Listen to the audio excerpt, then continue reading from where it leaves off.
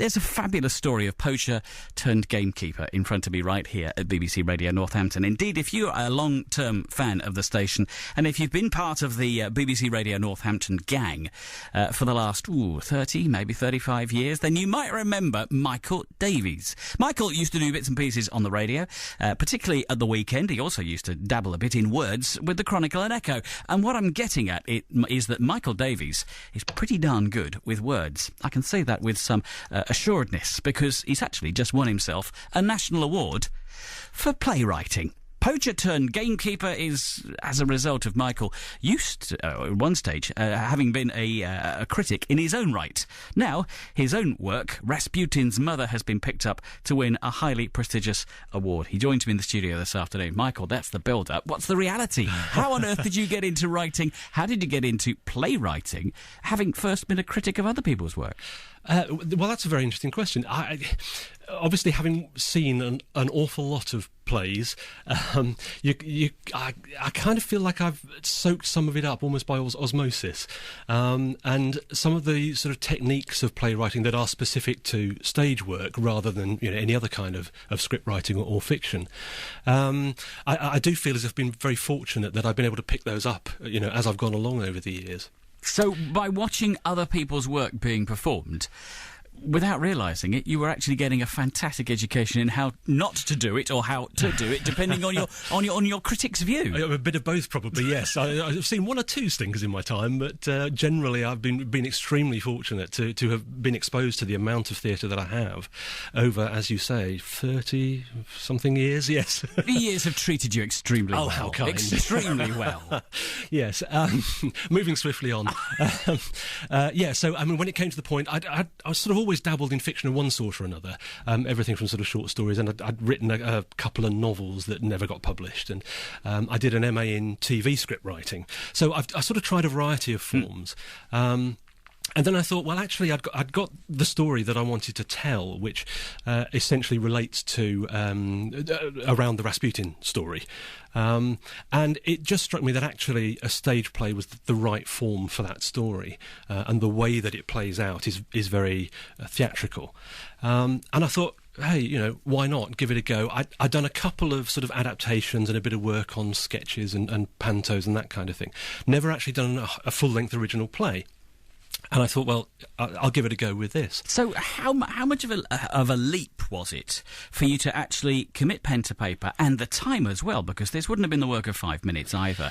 You're kind of going out, putting something out there. It's off the heart, it's of the mind, whatever the subject matter. And clearly there's some historical archaeology in there if you're talking about the time of Rasputin. Absolutely. And a very different culture to the one that we've got now. I mean, yes. The skills that you would have had to pull on to just bring the first draft of the piece together must have been huge. Well, again, actually, I think I was very lucky in the sense that my background was in journalism, mainly newspapers. I started on the Chronicle and Echo, worked on various newspapers around the country for about 20 years.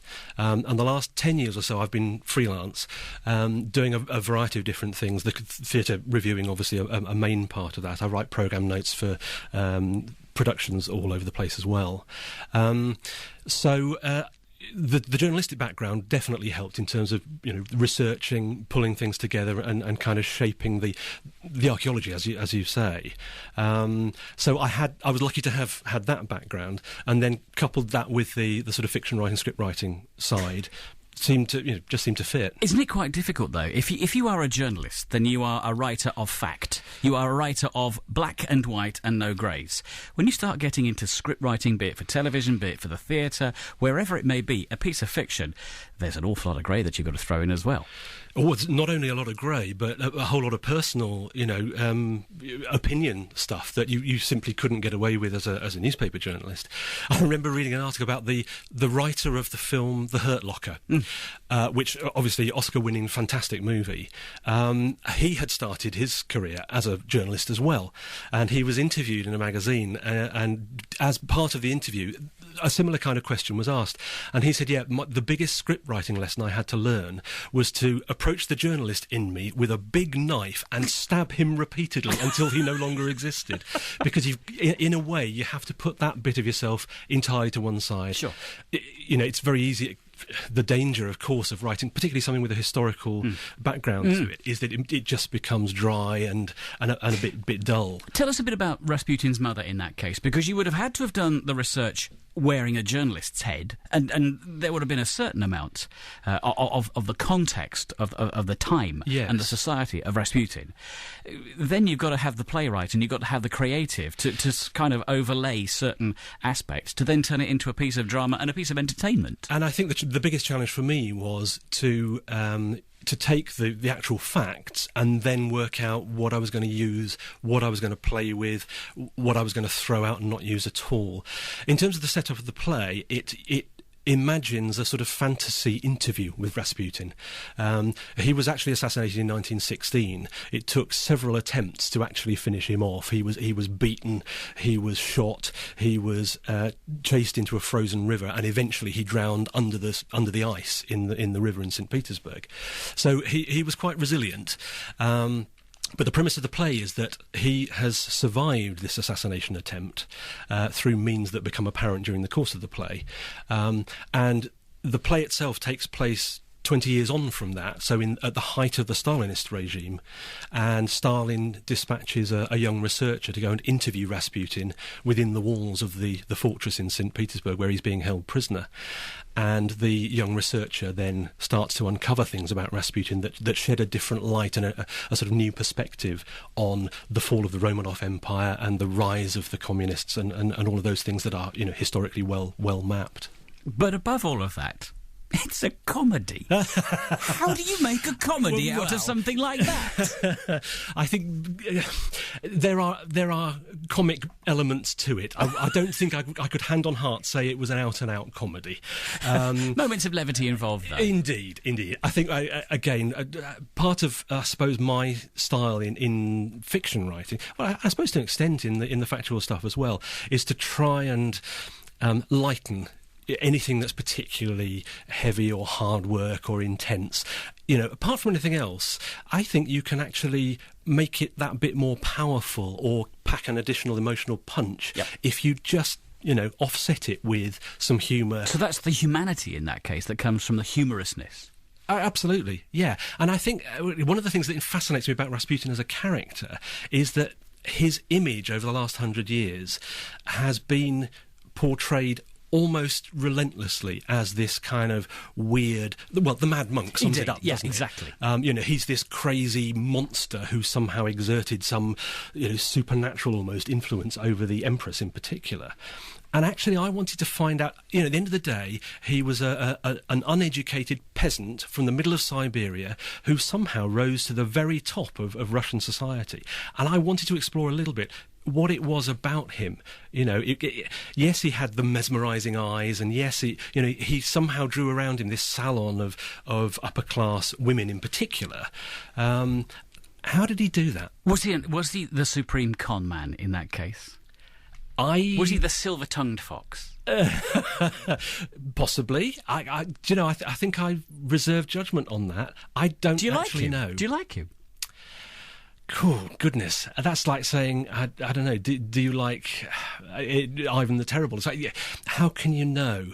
He fascinates me as a character, and I think he probably does fascinate quite a lot of people. That's an interesting point in that case. So does a playwright have to take a stance on something to turn out a piece of dramatic excellence or a piece of dramatic entertainment? Do you have to take a stance? Do you have to come down one side or the other on a particular given topic, or can you just document it and let the audience make their own decision? Well, the answer to that question is apparent in theatres all over the country, every night of the week. No, you don't. Some choose to. Particularly the more sort of overtly political playwrights and the plays that they produce. Some do some very political work and some not political work at all. I mean, if you look at the work of somebody like Alan Ayckbourn, for instance, some of his work is extremely political, with not party political, but small p political. Some of it is pure farce. So I don't think... I think you can do either. For me, with this particular play, there's a little bit of my opinion in it. But I think one of the interesting things about setting up Rasputin against the researcher who comes to interview him is that actually you can present two opposing points of view, and the conflict between them and how that is resolved or not resolved actually creates the drama of the piece. And again, that's where the journalistic skills in you, I'm sure, would have been put to a certain amount of work to draw that balance and to give that balance to it, which then allows the audience to make their own decisions. Yes, I think that's probably true. I wasn't necessarily conscious of that in the actual writing of it, but I think, sort of looking back on it, you can see that there's two opposing views there, and the audience is, to an extent, left to kind of make what they want from it. We've said that it's a piece of dramatic work. We've talked about where it came from. What we haven't said is it's been very successful because it's just gone and won you an award. Tell us about the award and what that means to you.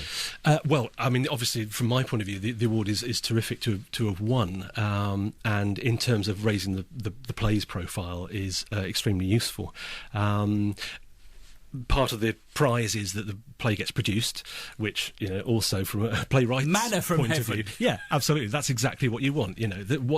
What's the point of writing a script that never gets seen? You write because you want it to get out there.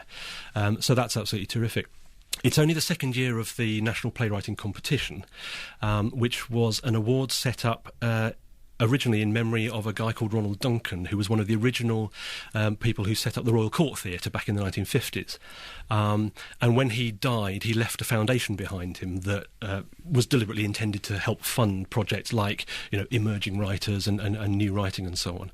And as a result, the National Playwriting Competition was set up. So it's going to be performed. It's going to be performed in the spring of next year. Yes. It's going on in Ilkley, in Leeds, and Birmingham, which is closest to us. Unfortunately, it is the closest. Yeah. Any opportunities, perhaps based on the success of those performances, where it might come a little bit closer to home and Long Buckby, where you come from? Well, I mean, obviously, it'd be lovely to think that it might have a life beyond that. The more people that can see it, the happier I'll be. Clearly, that's why I wrote the thing in the first place. I'm going to try and get as many people as I can to those places to have a look at it. If somebody from slightly closer to home wants to pick it up, I'm delighted to talk to anybody. and having won this National Playwriting Award, which puts you right up there with at the head of your peers, you've set the bar for yourself very high for the next piece. So it better be out as a follow-up, hadn't it? Well, the next piece actually is already written. I have, and that is, I would say this one is a comedy, an out-and-out comedy. It's set in a television studio, and it's based on a concept of reality TV, and sort of blurs the lines between reality and the sort of TV representation of reality. So it's a true example of what actually goes on in reality TV. Because let's face it, there's nothing real about it. You must know more about that than I do, John, I think. I think not.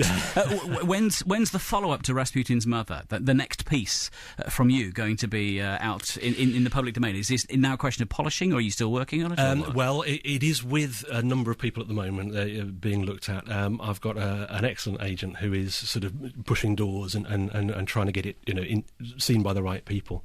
As we speak, it's not been picked up, but as I say, it's still being looked at. So keep your eye open for reality. And plenty of other work going on in the meantime. Are you still doing any writing? I mean, journalistic writing? Well, I run my own theatre reviews website, www.stagereviews.co.uk, if I can give it a plug. Of course you can. And that covers theatre sort of around this area, essentially. So I go down to Milton Keynes, I'll go across to Stratford, up to Leicester, and obviously the Royal and Derngate play a big part of that. So it may be poacher turned gamekeeper, but still a bit of the poaching going on too. Yeah. You never turn your back on anything, do you? No, absolutely. Never ever walk away from something if you can carry on working and if you can carry on making a living out of it. He is the Northamptonshire writer who's bagged himself a top playwriting award.